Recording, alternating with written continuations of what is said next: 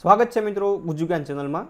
આ વિડીયોમાં આપણે વાત કરવાના છીએ કે તમારે જીએસઆરટીસીમાં એટલે કે આપણે એસટી બસનું જો તમે ટિકિટ બુક કરાવી હોય અને તમારે જો કેન્સલ કરાવી હોય તો એ તમે ઓનલાઈન કેન્સલ કઈ રીતે કરી શકો એની વાત આપણે આ વિડીયોમાં કરવાના છીએ।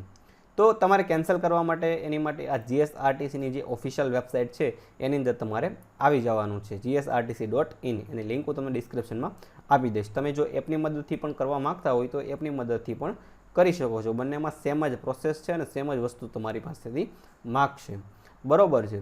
તો અહીંયા તમે અહીંયા ઓનલાઈન યુઝરની અંદર જોઈ શકો છો અહીંયા કેન્સલ ટિકિટ। તો તમારે કેન્સલ કરવી છે તો આપણે અહીંયા કેન્સલ ટિકિટ ઉપર ક્લિક કરી લઈએ છીએ। આગળ વધતા પહેલાં તમને માહિતી આપી દઉં કે જો તમે જીએસઆરટીસીની વેબસાઇટમાંથી જો તમે ટિકિટ બુક કરાવી હોય તો જ તમે આની વેબસાઇટમાંથી કેન્સલ કરાવી શકો છો। જો તમે એના ડેપોમાંથી કે કોઈ એજન્ટ થ્રુ કરાવેલી હોય તો એ તમે આ ઓનલાઈન એની માટે કેન્સલ કરી શકતા નથી। બીજા કોઈ તમે અધર થર્ડ પાર્ટી પ્લેટફોર્મ જેવા કે રેડ બસ છે, પેટીએમ છે, બીજા અભિબસ છે, એવા કોઈ પ્લેટફોર્મમાંથી જો તમે ટિકિટ બુક કરી હોય તો તમે જીએસઆરટીસી દ્વારા એ કેન્સલ કરી શકશો નહીં, બરોબર છે। માનો કે તમે રેડ બસ થ્રુ કરી હોય તો તમને રેડ બસમાં ટ્રાન્ઝેક્શન પાસવર્ડ જ મળશે નહીં। તો જો તમે જીએસઆરટીસી થ્રુ કરીએ છીએ તો જ તમને ટ્રાન્ઝેક્શન મળશે।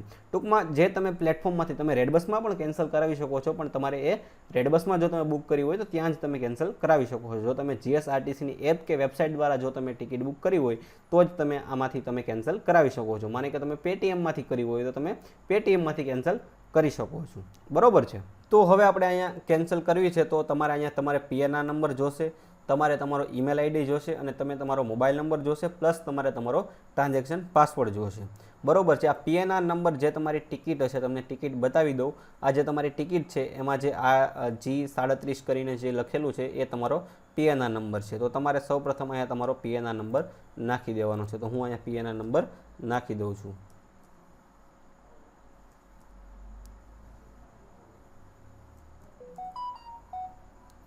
પછી તમારે તમારું જે ઈમેલ આઈડી છે, તમે જ્યારે બુકિંગ કરતી વખતે તમે જે ઈમેલ આઈડી જે તમારું નાખેલું છે એ તમારે ઈમેલ આઈડી અહીંયા નાખી દેવાનું છે। તો હું ઈમેલ આઈડી નાખી દઉં છું।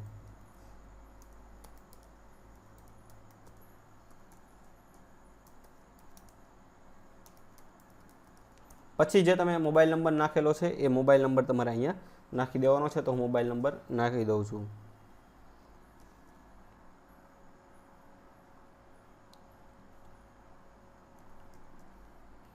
પછી તમારે તમારો અહીંયા ટ્રાન્ઝેક્શન પાસવર્ડ નાખવાનો છે। ટ્રાન્ઝેક્શન પાસવર્ડ જે તમારી ટિકિટ છે એની અંદરથી તમને મળી જશે। આ જે આપણી ટિકિટ છે એમાં તમે જોઈ શકો છો અહીંયા ટ્રાન્ઝેક્શન પાસવર્ડ, આ જે પાસવર્ડ છે એ તમારો ટ્રાન્ઝેક્શન પાસવર્ડ છે। તો એ આપણે ટ્રાન્ઝેક્શન પાસવર્ડ હું અહીંયા નાખી દઉં છું।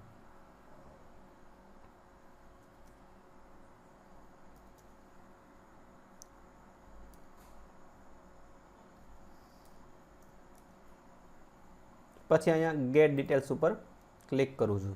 તો અહીંયા તમે જોઈ શકો છો આપણે જે ડેટા નાખ્યા છે એ બધા બરોબર છે અને એને ટિકિટ ફાઉન્ડ થઈ ગઈ છે। તો આની અંદર તમને બે ફીચર્સ આપવામાં આવે છે। તમારે ફૂલ કેન્સલેશન કરવું છે કે પાર્શલ કેન્સલેશન કરવું છે। પાર્શલ કેન્સલેશનનો મતલબ એમ થાય કે માનો કે તમારી પાસે બે ટિકિટ હોય, એમાંથી તમારે ખાલી એક જ કેન્સલ કરાવી છે, એવી સંભાવના હોઈ શકે। માનો કે તમારી પાસે 5 ટિકિટ છે અને તમારે એમાંથી ખાલી 2 જ કેન્સલ કરાવી છે, તો એવી રીતે જો તમારે કરવું હોય તો તમારે પાર્શલ કેન્સલેશન કરવાનું રહેશે। અને માનો કે તમારી પાસે 4 ટિકિટ હોય ને તમારે 4 કેન્સલ કરવી છે, બરોબર છે, તો તમારે ફૂલ કેન્સલેશન કરવાનું રહેશે। તો અહીંયા તમને હું પાર્શલ કેન્સલેશનમાં સિલેક્ટ કરી તો તમને વધારે આઈડિયા આવશે। હું અહીંયા સર્ચ કરી લઉં છું।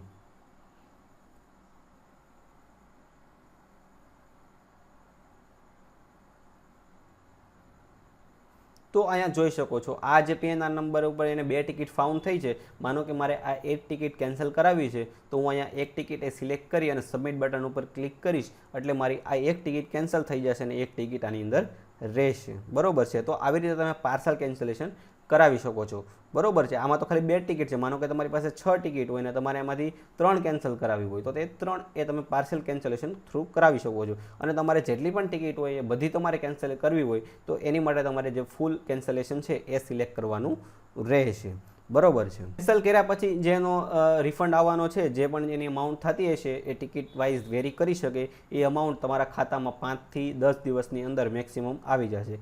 રિફંડની એની પોલિસીની આપણે વાત કરીએ તો કેન્સલેશન ચાર્જ જીએસઆરટીસીમાં અહીંયા ડે બાય ડે ચેન્જ થતો રહે છે. એની ઓફિશિયલ વેબસાઇટમાંથી જોઈ શકો છો કે તમે 0 થી 1 દિવસની અંદર કરાવો તો 25%, 2 થી 5 દિવસની અંદર કરાવો તો 20%, 6 થી 10 દિવસની અંદર કરાવો તો 15%.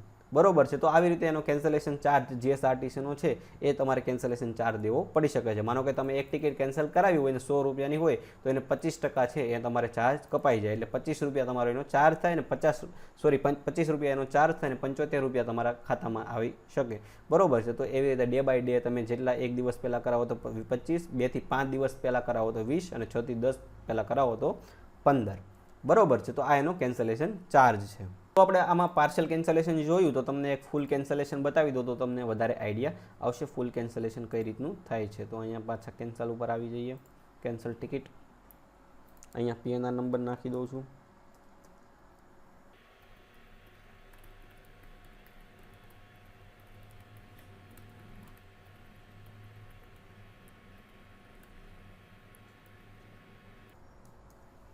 પછી પાછો અહીંયા ગેટ ડિટેલ્સ ઉપર ક્લિક કરી લઉં છું. પછી જો હવે તમારે ફૂલ બે ટિકિટ છે આપણે આ પીએનઆર નંબર પર બે કેન્સલ કરવી છે તો અહીંયા ફૂલ કેન્સલેશન સિલેક્ટ કરું છું અને સર્ચ ઉપર ક્લિક કરી લઉં છું.